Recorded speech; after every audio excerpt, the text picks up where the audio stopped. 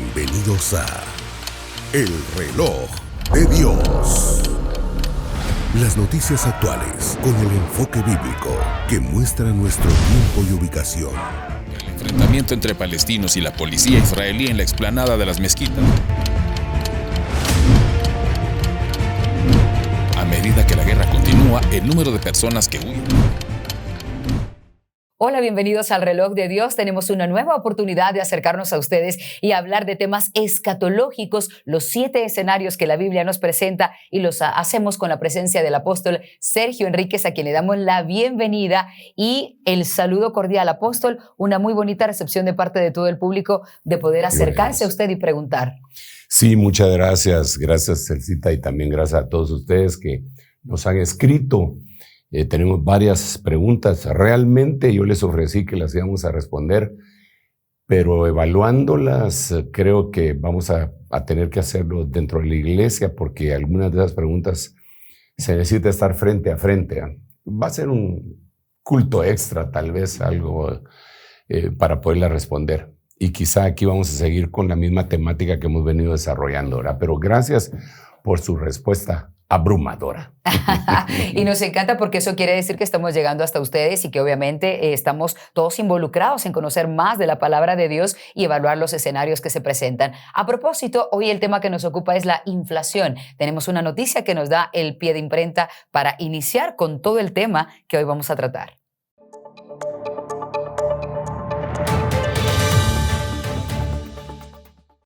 Inflación.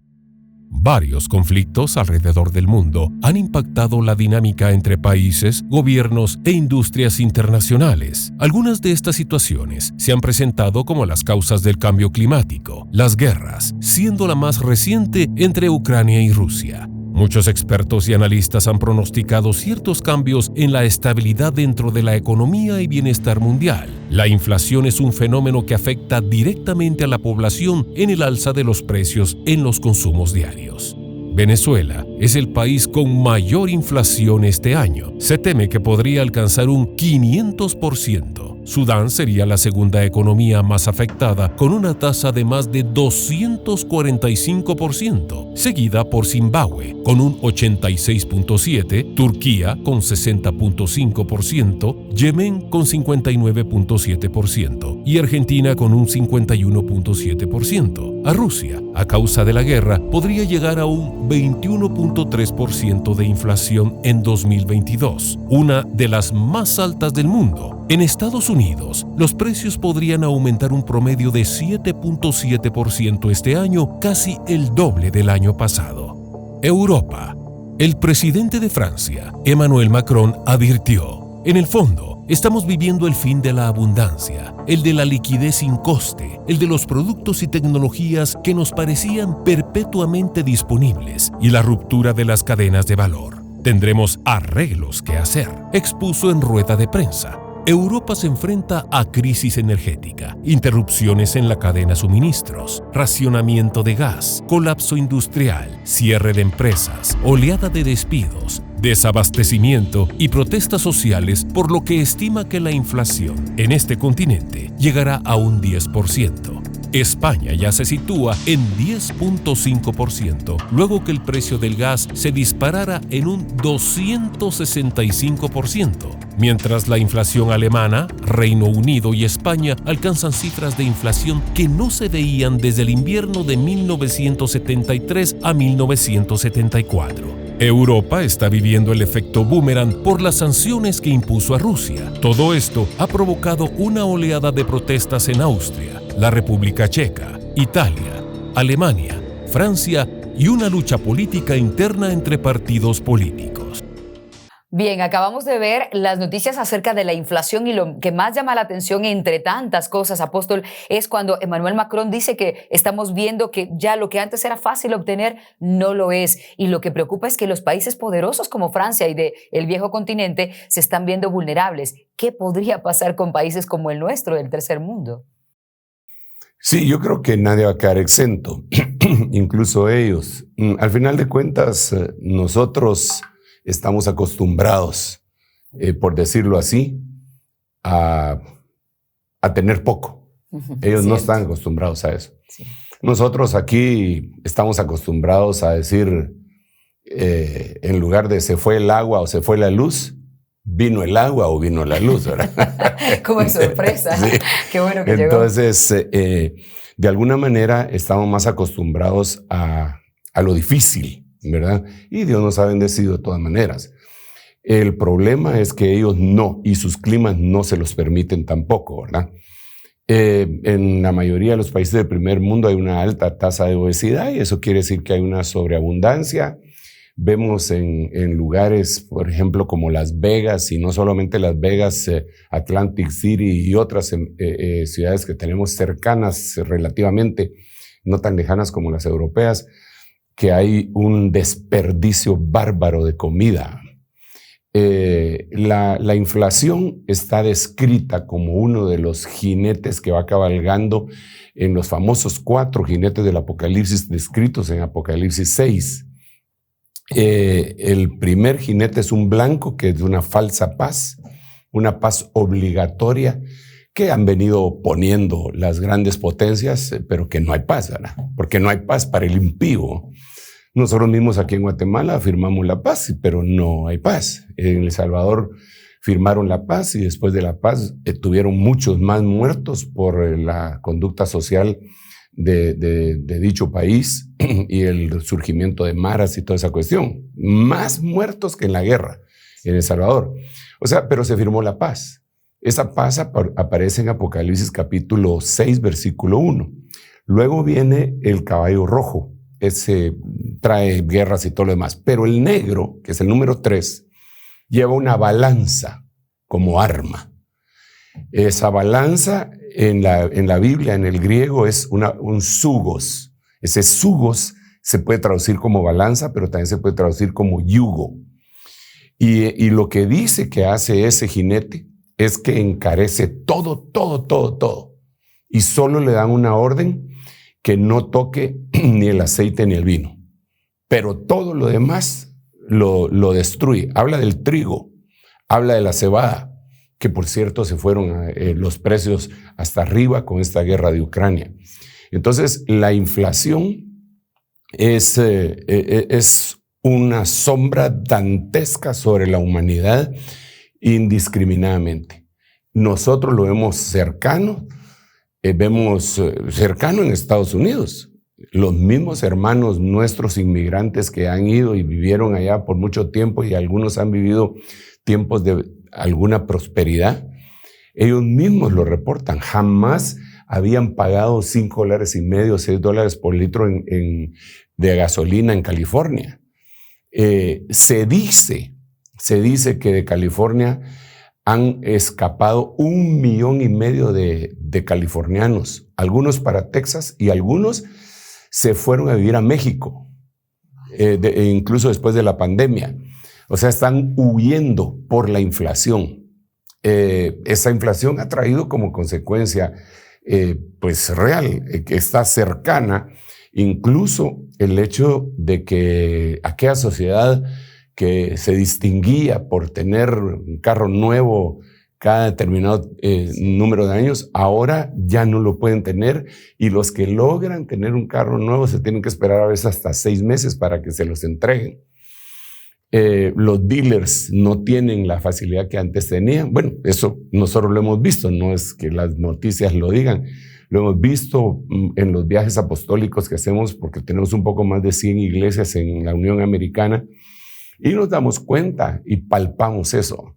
La inflación es galopante, y yo temo que pueda llegar otra vez a lo que sucedió en el siglo pasado, en 1920, en lo que conocimos como el Octubre Negro, aquel día en donde colapsaron todos los bancos del sistema norteamericano y se vieron lo que nunca se había visto ni se ha vuelto a ver, grandes filas en el invierno de norteamericanos para esperar que les dieran en algunos lugares de albergues una taza de sopa caliente.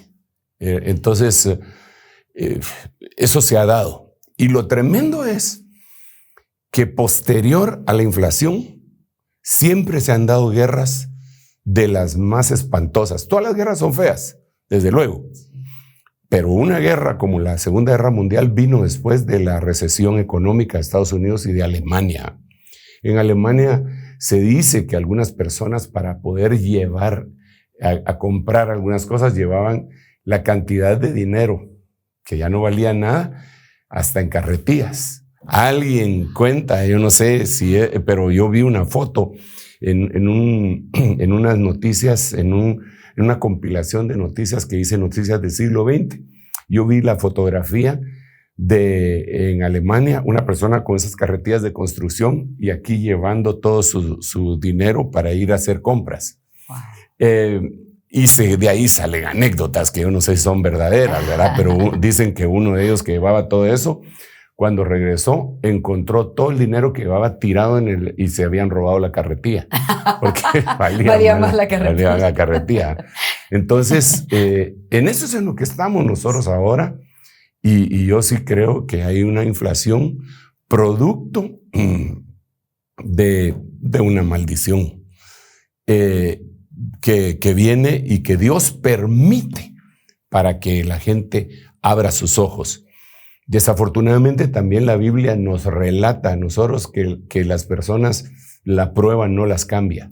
Justo eso le quería preguntar, apóstol, porque en la Gran Depresión hay registros de gente que se suicidó cuando perdió todo. ¿Será que en este momento, si estamos pasando toda esta situación, nos vamos a acercar a Dios o nos alejamos de Él y lo culpamos de lo que nos está ocurriendo? Bueno, la Biblia lo que dice es en Apocalipsis 16 que los hombres no se arrepintieron. Cuando tuvieron todas las plagas que les cayeron encima, no se arrepintieron de sus hechicerías, de sus fornicaciones, de sus idolatrías, de todas sus iniquidades. No se arrepintieron, sino que blasfemaron contra Dios. O sea, yo por eso digo que la prueba por sí misma no cambia a nadie. El hombre o la mujer que cambia y que se arrepiente debe estar súper agradecido con Dios, porque quiere decir que la bondad de Dios hizo que ellos se arrepintieran. Nosotros no nos arrepentimos por nosotros mismos, porque la Biblia lo que dice es que la bondad de Dios nos guía hacia el arrepentimiento. Entonces, dice, o ignoras que de la riqueza de la bondad de Dios te guía al arrepentimiento. Entonces, hay una riqueza en aquellos que se pueden arrepentir. Es el llamado cuando se presentó el Señor Jesucristo: arrepentidos y convertidos, porque el reino de los cielos se ha acercado. Arrepentidos y bautizados. Siempre el mensaje fue arrepentimiento. Pero eso solo lo puede hacer el Espíritu Santo. Si nosotros hemos logrado arrepentirnos y acercarnos a Dios, debemos darle gracias a Dios que lo pudimos hacer. Hay muchísima gente descrita en la Biblia que no se arrepintieron. Uno de ellos está descrito en Hebreos, que se llamaba Esaú, que dice que buscó el arrepentimiento, aún con lágrimas, y no lo encontró. Arrepentimiento es cambiar de manera de pensar, no es necesariamente llorar. Por eso él lloró, pero no cambió su manera de pensar.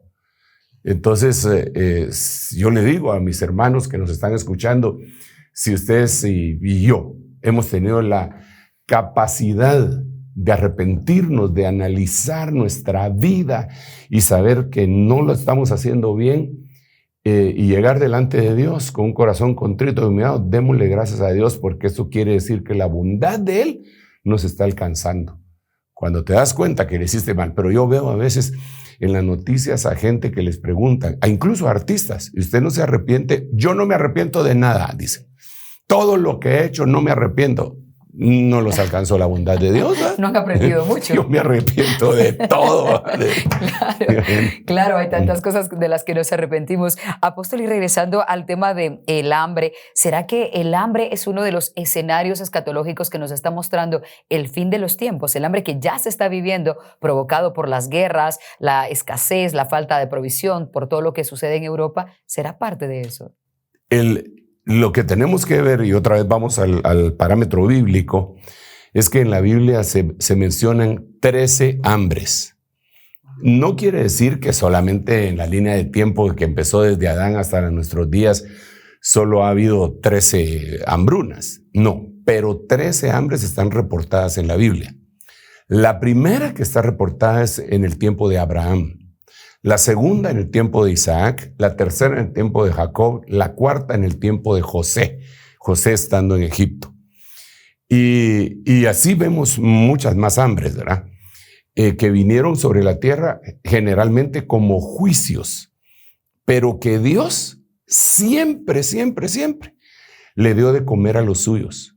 Mientras había hambre, Abraham tenía, Isaac tenía. Mientras había hambre, Elías estaba en el arroyo de Querit y el cuervo llegaba y le daba pan y carne en la mañana y en la tarde, por todo el tiempo hasta que oyó la voz de Dios, que después tenía que ir a la casa de la viuda de Sarepta, en donde todavía seguía habiendo hambre y la viuda estaba desfallecida, languideciendo de hambre, se iba a morir según ella, sus propias palabras, y el Señor hizo un milagro de multiplicación.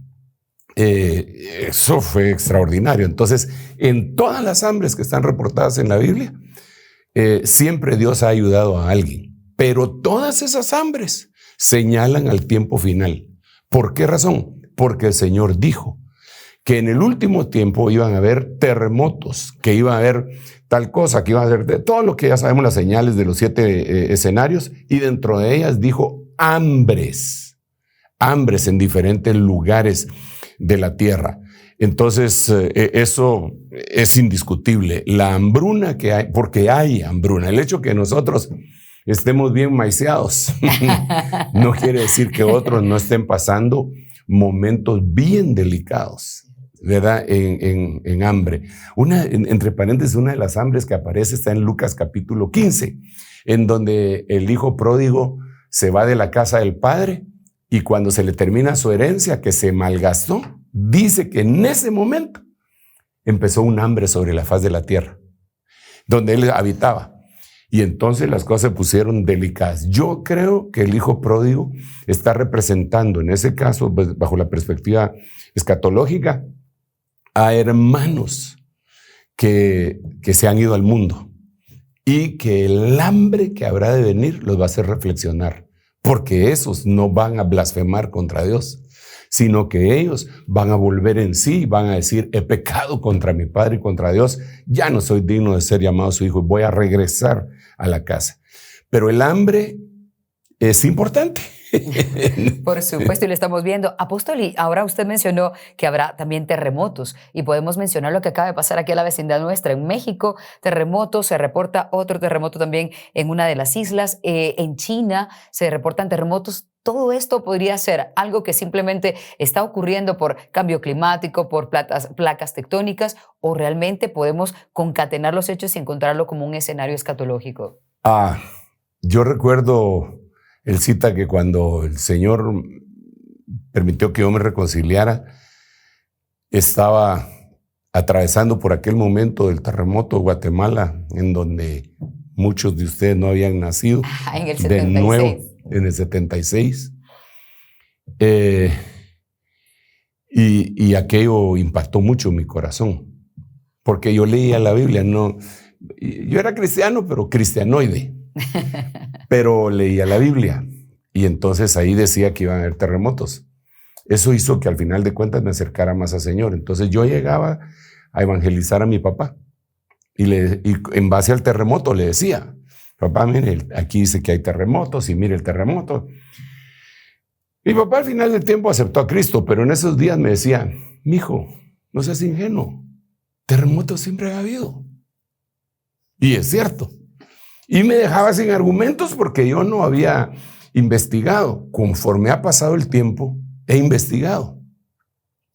Y cierto, terremotos siempre, durante toda la historia de la tierra, ha habido. Pero jamás el incremento de terremotos a partir de la Segunda Guerra Mundial.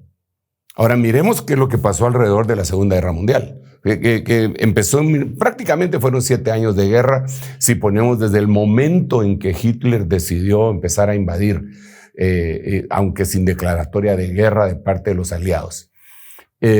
Fueron 7 años como que fueran los 7 años de la Gran Tribulación, ¿verdad? Entonces, ¿qué pasó alrededor de todo eso? Número 1, la guerra empezó en 1938, terminó en 1945. En 1948 amaneció Israel, el 14 de mayo, como una nación. Y la Biblia dice, de la higuera aprended la parábola, porque cuando su rama se enternece, el verano está cerca. Y la higuera ahí es Israel. Ok. ¿Qué otras cosas pasaron en ese momento? Bueno, pasaron un sinnúmero de situaciones, pero una de las más notorias fue la explosión al final de la guerra de 2 bombas atómicas en Hiroshima y Nagasaki. Aquí empezó una carrera armamentista de armas nucleares y para probarlas. Entonces empezó una carrera. Estados Unidos tenía bomba, Rusia tuvo que tener bomba. En ese tiempo se independiza la India en 1948 y empieza a hacer una investigación para convertirse en potencia nuclear. La China también hace lo mismo. Japón está devastado, ¿eh? Las potencias europeas están también sumidas en el desastre, pero se están levantando y empiezan todos a tener armas atómicas. ¿Cómo hacen para probar las armas atómicas? Habiendo visto la destrucción que sucedió en Hiroshima y la contaminación, ya no las hacen en los desiertos. Al principio lo empiezan a hacer en los desiertos. El que más desiertos tenía Estados Unidos, sino que las empiezan a hacer subterráneas. Entonces, ¿te imaginas una bomba de esa magnitud? No, bueno, no una, porque todos estaban haciendo pruebas. Claro. A gran distancia debajo de la tierra. Cada explosión movía las capas tectónicas. Entonces, a partir de la Segunda Guerra Mundial, empezó a haber un incremento de los terremotos. Ya no es un terremoto allá cada cuánto. No, hoy tú te puedes meter en internet y buscar cuántos terremotos hay, cuántos temblores hay en el mundo y te dicen cuántos terremotos hay a diario. No es solamente es el terremoto que acaba de pasar de 7.7 en México y también de 7.2 y otro de 6.9 en Taiwán. Ya no solo es eso. Y ahora son todos los días réplicas, terremotos. Bueno, como terremoto es el movimiento de la tierra. Digamos, en inglés es earthquake. Y quake quiere decir temblor y tierra. Temblar tierra. Earthquake es terremoto. Así que aunque sea de 2 grados, hubo un terremoto. Claro. Entonces aumentaron. Pero luego vino el uso del combustible que viene de los fósiles y empezaron a buscar petróleo. Entonces, encontraron grandes yacimientos de petróleo y empezaron a sacarlos. Y ustedes saben quiénes son: Arabia Saudita, Venezuela, México, todos los productores de petróleo. Pero los demás países, y aún ellos, empezaron a firmar contratos en diferentes partes del mundo para hacer lo que se conoce como fracking. ¿Qué es el fracking? El fracking es que no encuentras un yacimiento grande de petróleo, pero sí encuentras pequeños yacimientos de petróleo. Entonces lo que hacen es que quiebran la tierra matemáticamente y todo para llevarlo a un gran hoyo, por decirlo así, que lo van a convertir en un yacimiento, en donde este puchitío de petróleo que estaba ahí va a bajar ahí y este que estaba aquí y todos, y cuando ya esté acá lo van a sacar. Es el fracking en pocas palabras. En palabras profanas, ¿verdad? Ese es el fracking. Sí. Entonces, eso hace lo mismo, porque están fracturando la tierra. El cimiento de la tierra. Cimiento, lo que están claro. Entonces, eso forma círculos viciosos. Por eso la Biblia dice que ellos están destruyendo la tierra y que viene un momento en que Dios va a destruir a los que destruyen la tierra. Entonces, los terremotos se han incrementado y la Biblia nos reporta una serie de terremotos que se van a dar a futuro. Afortunadamente, hay un terremoto que la Biblia le dice el gran terremoto, el mega terremoto. Afortunadamente no se va a dar en nuestros días, porque la Biblia dice que ese se va a dar en la gran tribulación. Claro, la iglesia ya fue arrebatada. Primero Dios que sí. pero acá en la tierra va a haber que la Biblia dice que es se va a originar en Israel, pero que todas las naciones de la tierra van a temblar al igual que Israel. Ese se le llama el megaterremoto. Hay gente, digamos los que viven en California, los entrenan constantemente para que va a haber un terremoto y que le enseñan a los niños qué es lo que tienen que hacer, dónde se tienen que poner, debajo de donde no se tienen que poner, les enseñan, les están metiendo eso en la cabeza porque ellos esperan un megaterremoto que dicen que va a separar California del resto de Estados Unidos de tan grande, porque hay expectativa de cosas horribles que vendrán, lo dice Lucas 21. Dice que las naciones van a tener angustia de las cosas que vendrán. Y todo esto se sabe, digamos, en Colorado y en todo eso de allá está el famoso lugar de Yellowstone, que es un parque nacional y que se dice que tiene uno de los volcanes que está activo, más grandes del mundo, y que el día que ese haga erupción se va a llevar la mitad de Estados Unidos. O sea, todo eso no lo digo yo, la Biblia sí lo dice, pero lo dicen los científicos y los que están, aún los cineastas han hecho películas de eso, ¿verdad? Bárbaros para predecir sí, cosas. Sí. Claro. Entonces, terremotos, hambrunas se van a dar, se están dando ya. Es una barbaridad lo que nosotros estamos viendo. Y yo creo que a veces somos tan duros de corazón los humanos que viendo eso, analizando eso, no tomamos acción en lo que deberíamos. Entonces, seguimos en nuestros propios caminos. Como quien dice, sí, está bien. Hasta los dichos populares lo dicen, ¿verdad? Que mientras hay una tormenta, entonces la gente hasta se santigua, los religiosos, ¿verdad? Pero Claro. cuando pasó se olvidan. Entonces tenemos que estarles recordando a todos que todo esto ya no estamos viviendo, ya no estamos esperando cosas a futuro, estamos viviendo el futuro. Mucha gente todavía está esperando que el jinete del caballo blanco, teólogos, que el jinete del caballo blanco empiece a cabalgar para pensar que el anticristo ya está en acción. No, señores, el jinete del caballo blanco tiene 100 años de estar cabalgando. Y el del caballo rojo también. Y el del caballo negro, pues lo estamos viendo. Y hasta negro es el petróleo. Y de ahí viene. Es como muy evidente. Y de ahí viene toda la inflación. ¿Cuánta gente está sumida en deudas como consecuencia del encarecimiento de las cosas? Es impresionante. Y ese es un yugo.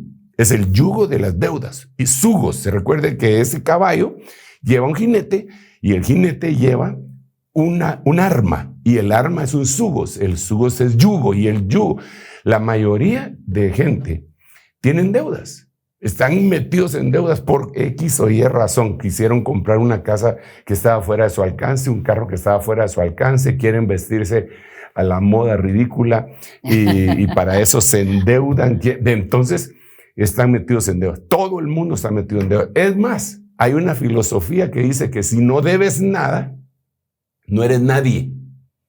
Wow. Que lo que tenemos que hacer es deber y pagar para ser alguien, para sujeto de crédito.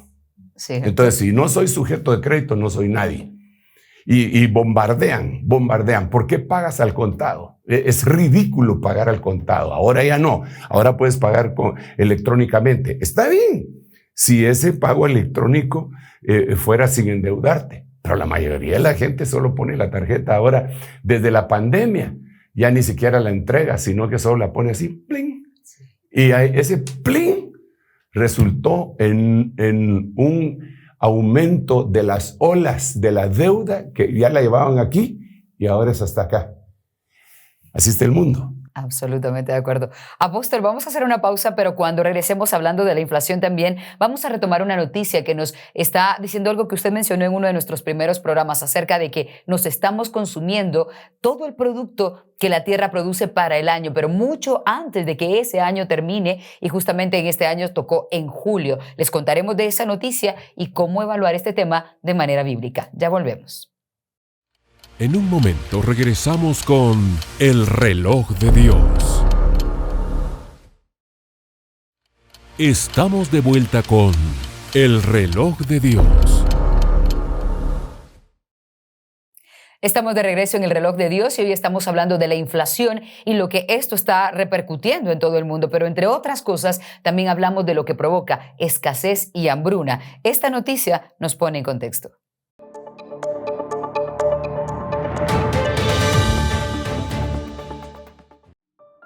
Desde el 28 de julio, la Tierra está en números rojos. Esto quiere decir que en 209 días, la humanidad consumió todo lo que los ecosistemas del mundo pueden regenerar en un año. La huella ecológica mundial creció en un 1.2% y la biocapacidad solo creció en 0.4% en este periodo. La huella ecológica es una forma de medir el impacto que la humanidad ejerce sobre el planeta. Es la superficie ecológicamente productiva necesaria para producir los recursos consumidos por un individuo, así como la necesaria para absorber los residuos que genera. Mientras que la biocapacidad es la disponibilidad de superficie biológicamente productiva dentro de un determinado territorio. Para su cálculo, se valoran diferentes categorías de superficies productivas, tales como aquellas dedicadas a cultivos, pastos y bosques, así como aquellas superficies de ecosistemas marinos productivos y las superficies que han sido degradadas por actividades antrópicas. La comparación entre ambos indicadores y el resultante balance ecológico permite comprender si un país o región consume en mayor o menor medida su crédito ecológico, es decir, los recursos renovables de los que dispone. En conclusión, podemos decir que, para cubrir la demanda de la población mundial de una forma sostenible, deberíamos contar con 1.75 planetas Tierra. Apóstol, y prácticamente allí podría aparecer Guatemala, que ya ve que con Haití tenemos tanto parecido, nosotros no consumiríamos mucho, pero otros sí están consumiendo. Es decir, lo que tendríamos para 12 meses, lo estamos llegando a consumir en 7 meses, de acuerdo a este reporte. Es increíble. Realmente, cuando yo leí esta noticia al principio, me quedé impresionado y no la lograba asimilar, porque era un jueves de junio, el 6º mes del año, y ya se habían consumido todos los recursos.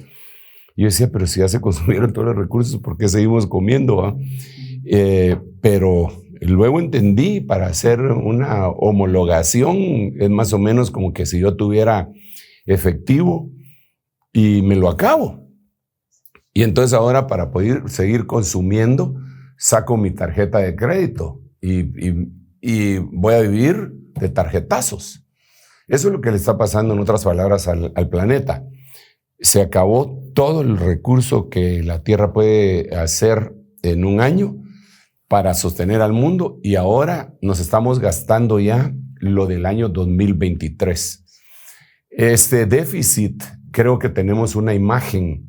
También este déficit empezó me parece que en 1973, no sé si podemos poner la imagen en pantalla, pero ahí dice, bueno, cada año el día de la sobrecapacidad se adelanta en el calendario. Ustedes, si lo logran ver, ahí está en rojo, precisamente el momento ese de la sobrecapacidad. Verde es la capacidad, ¿verdad? Empezó desde 1973 y ha ido agrandándose hasta llegar a este año, en donde llegamos a la mitad del año, aunque eso no está tan descrito ahí, y dice, y por eso miran ustedes 2 planetas, porque eso es lo que necesitamos para alimentar a la Tierra. Necesitaríamos 2 planetas tierras para alimentar a toda la gente, pero esos de Qatar necesitan 9, decía, ¿verdad? Sí, 9. Ellos son los que más necesitarían. Los gringos necesitan 5. Nosotros no necesitamos mucho. Con chicharrones estamos contentos, ¿verdad? Pero una cosa que no se nos debe de olvidar es que el Señor está con nosotros. Amén. Y que Él alimenta, dice la Biblia, que Él le da de comer a las aves de los cielos y a las bestias del campo. ¿Cuánto más a vosotros, hombres de poca fe?, dijo el Señor. Así que En Dios estamos confiando, pero esta es una señal, Elcita. Hablando de eso, el Banco Mundial acaba de lanzar un anuncio en el que dice que estamos muy cerca de una recesión global. Imagino que algo parecido a lo que ocurrió en 2008. Dios no quiera sea como lo que usted decía en 1919, 1920 con la Gran Depresión. Pero esto también está haciendo que muchos se sientan más vulnerables. Países como Estados Unidos, China y la eurozona parecen en este momento también estar diciendo que se sienten sumamente preocupados por lo que está por venir. ¿Qué lectura le podemos dar a ese temor que las potencias mundiales están empezando a expresar? El versículo que mencionábamos con anterioridad, antes de la pausa, de Lucas 21, que dice angustia entre las naciones por las cosas que vendrán. Entonces las naciones empiezan a evaluar y tener angustia. Digamos, nosotros vemos que en este momento Europa está ya apagando sus ciudades. Hay ciudades de aquí, imaginémonos, ¿verdad?, que a París le dicen la ciudad luz y que ahora digan y no hay luz. Con apagones. Con apagones peores, porque claro, nosotros, gracias a Dios, no tenemos ese tipo de apagones ya desde hace mucho tiempo. Sí, no digo que estamos perfectos. Ellos tenían energía nuclear y la dejaron de utilizar. Y empezaron a utilizar y a depender de Rusia. Luego se ponen a pelear con la cocinera, en otras palabras, ¿verdad? Nunca hay que pelear con la cocinera, le puede escupir la comida a un hombre. No de ideas. Eso no de ideas, ¿verdad? No sé, que hay una esposa enojada viendo y bueno. No, ellos se pusieron a pelear con Rusia y a quererles fastidiar, les cortó el gas. Ahora ellos se van a enfrentar al invierno más crudo de la historia en los últimos años y ya tienen angustia. Todavía no ha llegado el invierno, pero ya tienen angustia. Ni siquiera el otoño les ha llegado, pero ya tienen angustia y entonces lo que están haciendo es racionar la energía eléctrica. La están racionando en Europa. Imagínense en Europa, que primer mundo y toda la cosa, ¿verdad? Es un escándalo. Y eso puede llevar a otras situaciones, porque algunos países pueden decir, no, yo no estoy con eso y sigo mi relación con Rusia, y Rusia les manda gas, pero ahora estos van a ser los rebeldes, la oveja negra del mundo occidental por haber apoyado a los rusos, y entonces eso puede ocasionar más guerras de las que ya tenemos. Así que la inflación, ellos temen. En la noticia que vimos al principio del presidente francés diciendo que se terminaba la época de la abundancia, coincide con la profecía que el Señor dio en Génesis capítulo 40 a Faraón. Aquel sueño en donde habían 7 vacas gordas, que eran 7 años de gran abundancia. Y luego venían 7 vacas flacas que consumían la abundancia de los 7 años primeros, que lo explicó luego Josué. Y vemos que eso es lo que se da aquí con nosotros.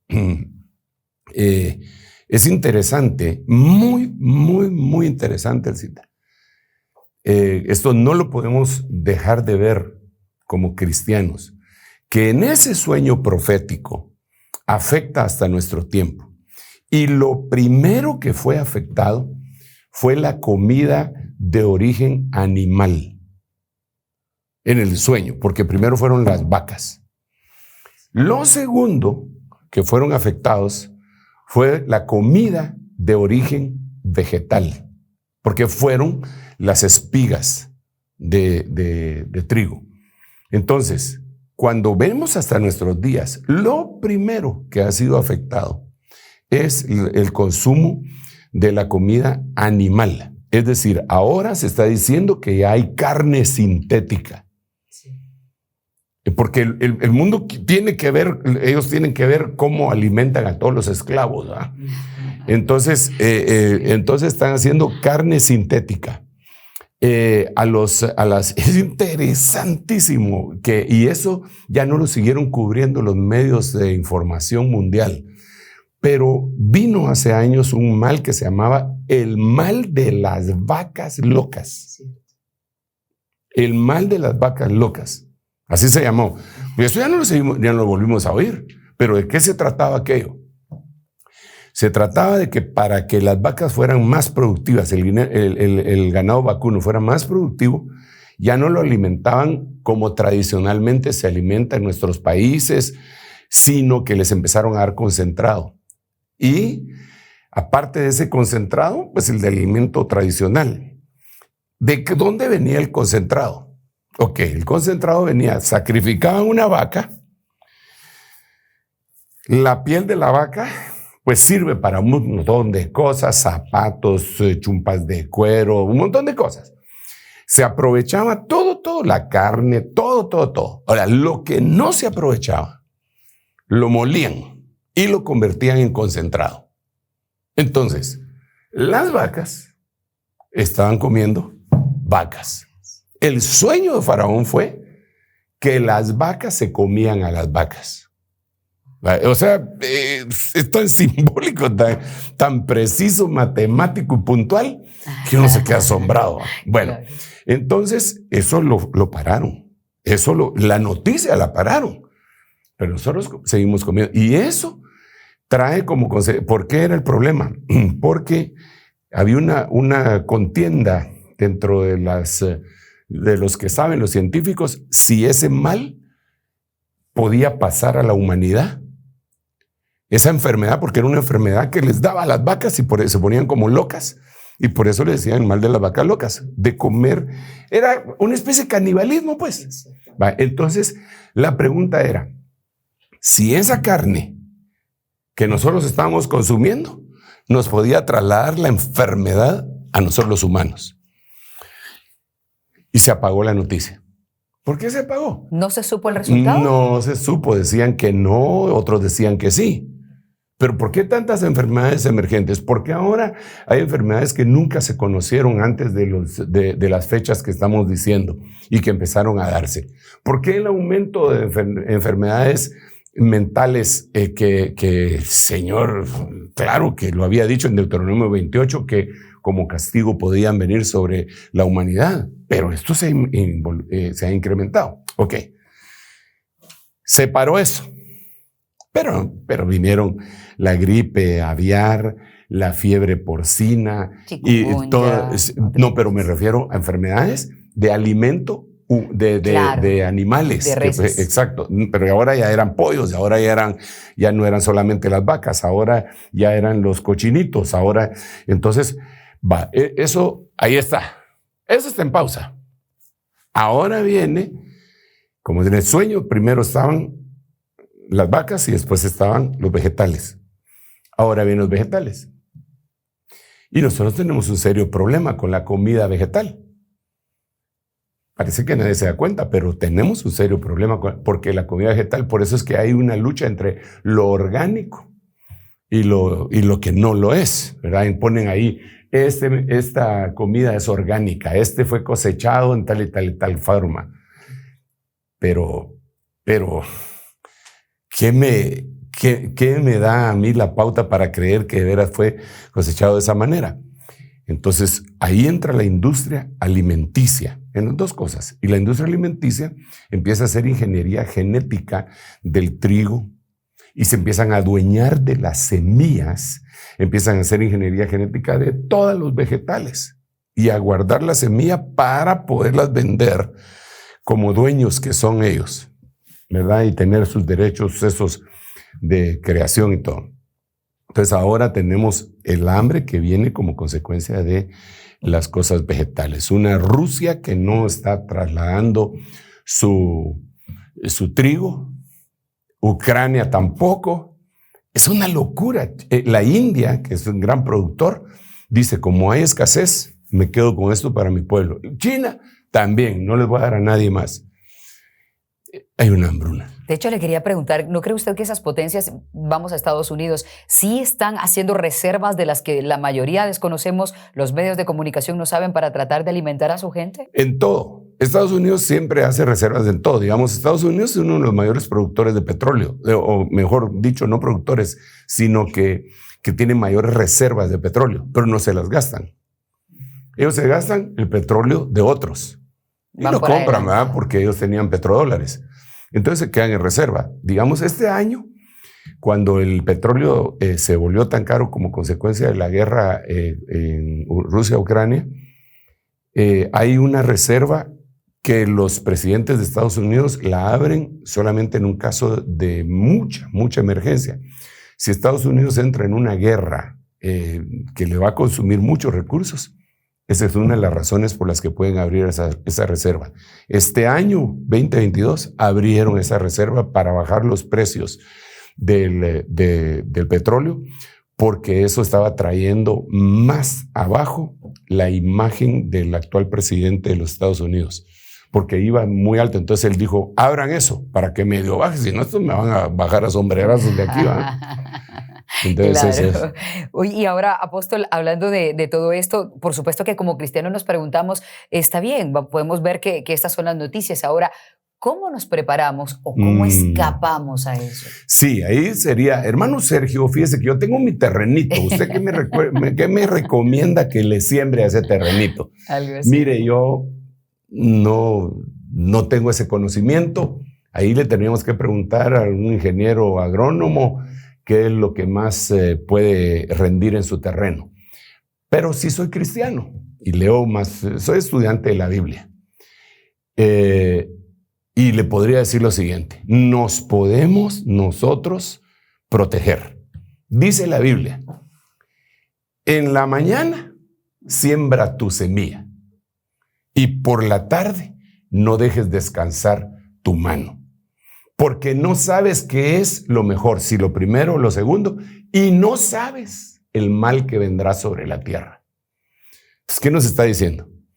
Como no sabes cuál es el mal que va a venir, te recomiendo que siembres. En la mañana y en la tarde. Entonces, aquí tendríamos que hablar de la siembra. Desafortunadamente, cuando se habla de la siembra, la mente de muchos, por el ataque que ha tenido del evangelio llamado así de la prosperidad, se circunscribe a lo económico. Y claro que lo involucra, pero hay que sembrar diferentes cosas. La Biblia dice, todo lo que el hombre sembrare, eso también segará. Yo, por ejemplo, en este momento, estoy sembrando juntamente con mi hermana Elcita y con todos los del Control Room y me están ayudando en este programa a sembrar la semilla. Es una semilla que da vida, es una semilla, estamos sembrando. Y no nos cansamos de sembrar y lo hacemos en la mañana y en la tarde. Y algunos dirán, esos, así como aquellos workaholics, esos son predicajólicos, ¿ah?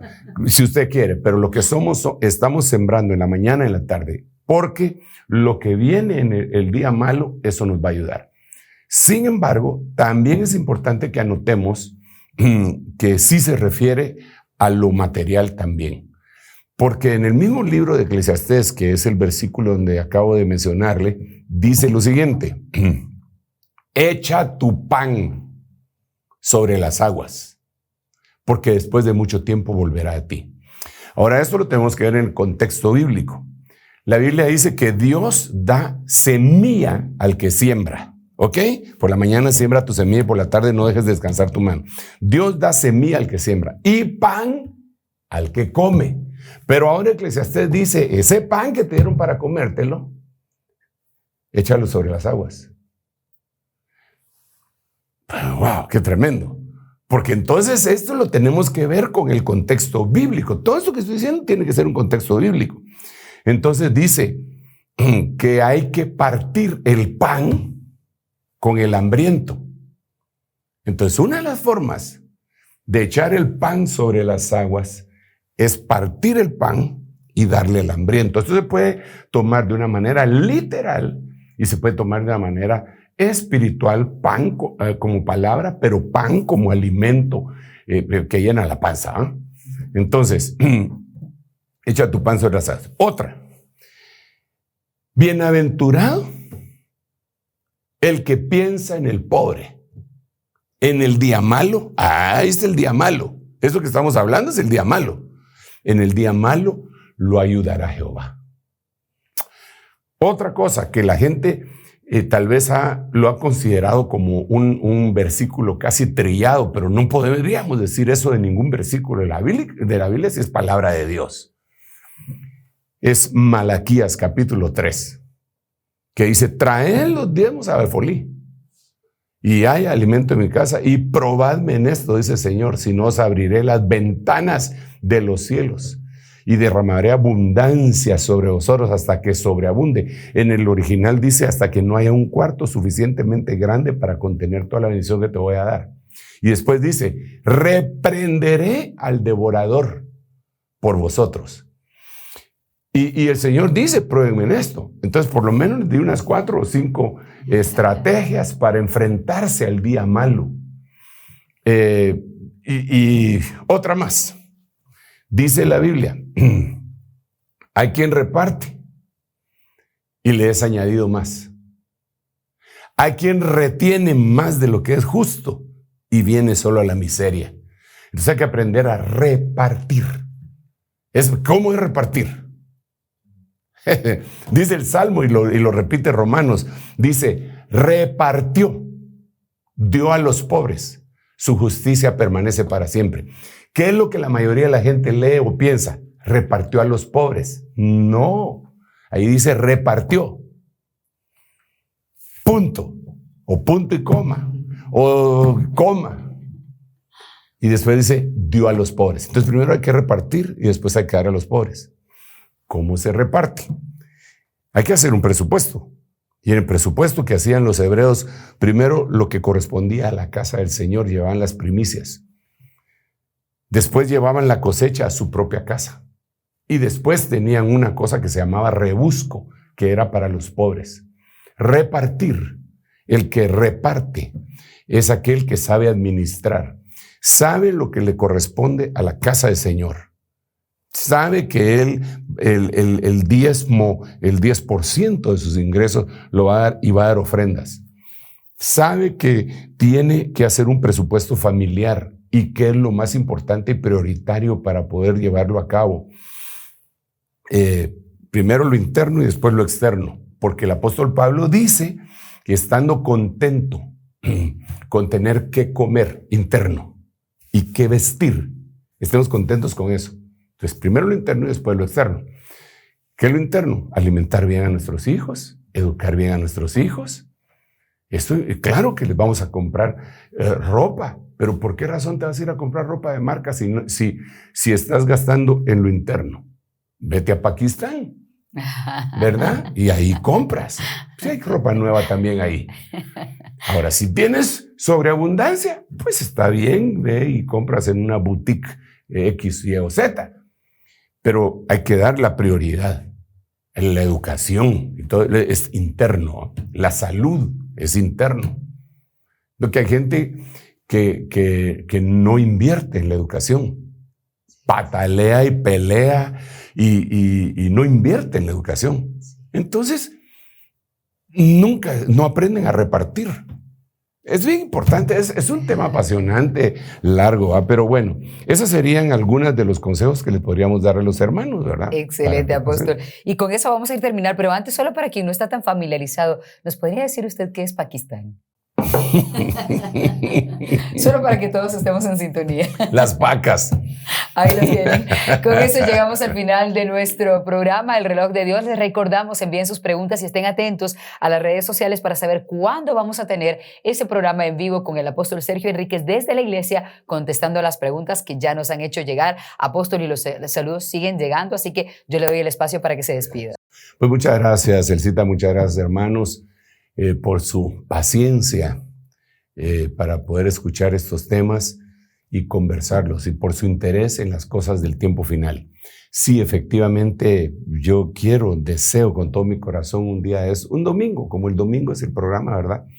Un domingo después de cuando se termine este programa, estar ahí en la iglesia para hacer una como medio vigilia. Vamos a ver cuándo lo hacemos. En el nombre de Jesús. Ganas no nos faltan, aunque es un día bastante ajetreado, muy bendecido. Tenemos 4 servicios desde las 7:30 de la mañana hasta esta hora, ¿verdad? Pero estamos dispuestos a quedarnos y conversar, si Dios nos da fuerza. ¿Verdad? Entonces, invitados. Nos vemos. Hasta pronto. Buen descanso. Esto fue El Reloj de Dios. Un mensaje de esperanza en medio del acontecer mundial. Esta es una producción de Rema Communication Group y Ministerios Ebenecer.